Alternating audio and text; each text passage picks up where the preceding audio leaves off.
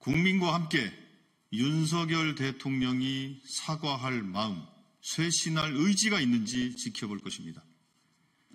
윤석열 대통령이 오는 7일 대국민 담화를 발표하고 기자회견을 갖기로 했습니다. 국회 개원식에 이어 시정연설까지 거부한 대통령이 기자회견을 갖겠다니 뜬금없습니다. 이제라도 민심의 무서움을 깨달았습니까?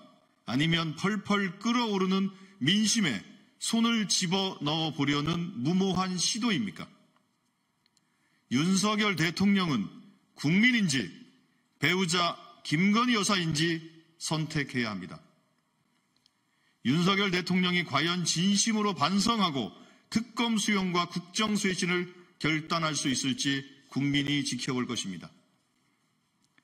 이번에도 과거처럼 김건희 여사가 매정하지 못했다는 등 어줍지 않은 변명과 하나마나한 사과로 넘어가려 한다면 타오르는 민심에 기름을 붓는 격이 될 것을 명심하시기 바랍니다.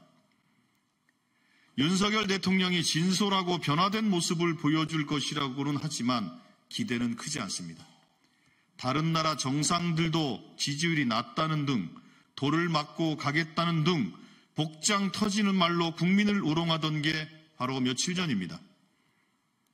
더욱이 대통령실은 한동훈 대표가 요구한 대국민 사과, 참모진 전면 개편 등에조차 선을 긋고 있다고 합니다. 하물며 특검 수용은 언감생심으로 보입니다. 하지만 특검 수용 없이 돌아선 국민의 마음을 달랠 길은 없습니다. 국민께서 더 이상 고집불통 대통령의 말뿐인 사과를 믿지 않습니다.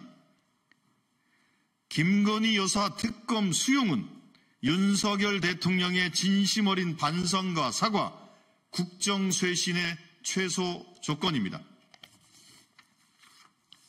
공천 개입, 공천 거래, 여론 조작, 국정농단, 대선 기간 불법 사무실 운영 등 대통령 부부를 향하는 의혹은 무엇 하나 가벼운 것이 없습니다. 그동안 쏟아낸 거짓말도 가볍지 않습니다. 대통령 부부를 둘러싼 각종 의혹과 거짓말에 대해서도 국민이 납득할 수 있는 해명은 말만으로는 불가능합니다. 오직 특검의 공정하고 엄정한 수사만이 국민을 납득시킬 수 있을 것입니다.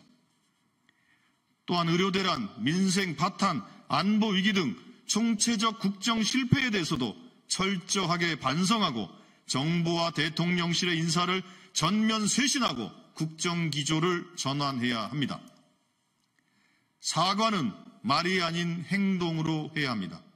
지금 국민께서 요구하는 행동은 특검 수용임을 윤석열 대통령은 명심하기 바랍니다.